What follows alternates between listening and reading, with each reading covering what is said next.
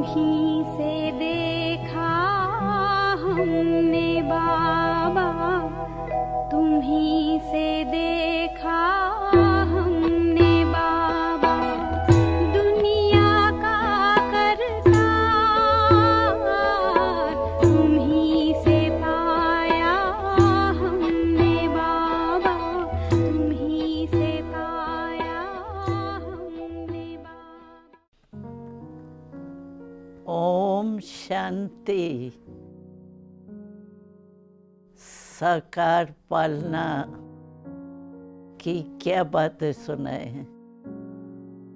हमें तो बचपन में ही साकार पालना का गोल्डन चांस मिला और हम छोटेपन में ही बाबा के पास पहुँचे।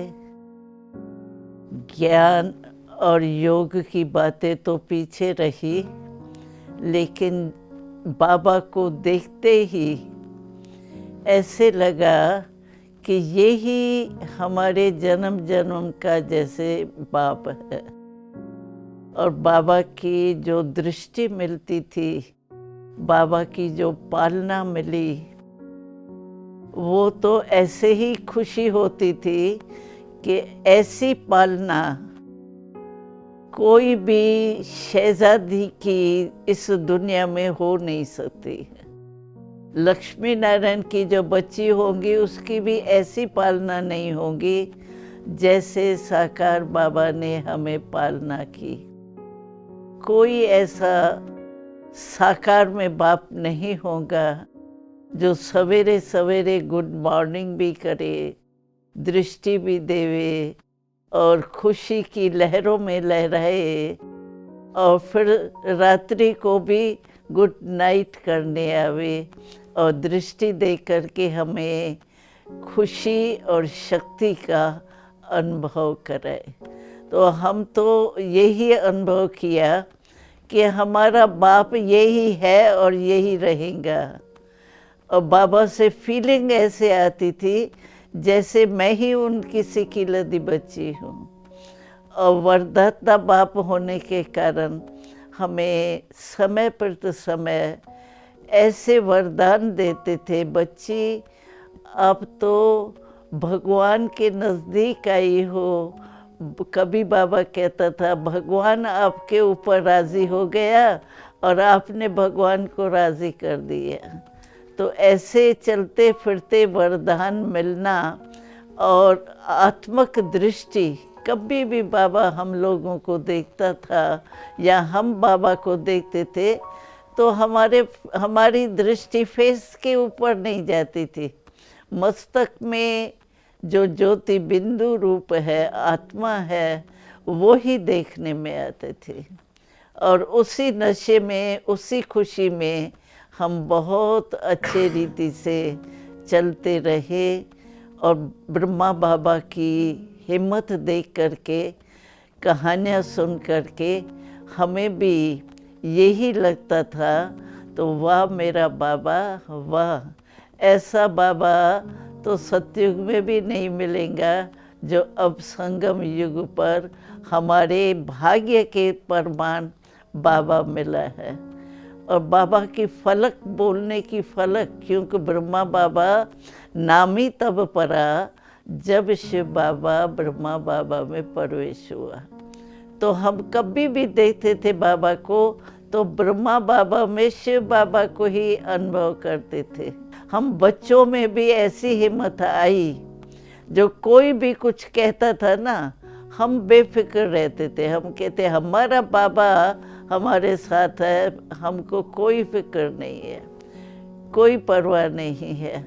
हमें कई भाई और बहनें थोड़े समय रहने के बाद कहने लगे कि आप इतने थोड़े बच्चे और आप कहते हो हम विश्व परिवर्तन करेंगे। तो हमने कहा हमने नक्शा तो नहीं देखा है विश्व का, इंडिया का ही देखा है, लेकिन हमें निश्चय है कि हम विश्व परिवर्तक, भगवान ने मुझे कहा है तुमको विश्व परिवर्तन करना है, बस मुझे करना ही है।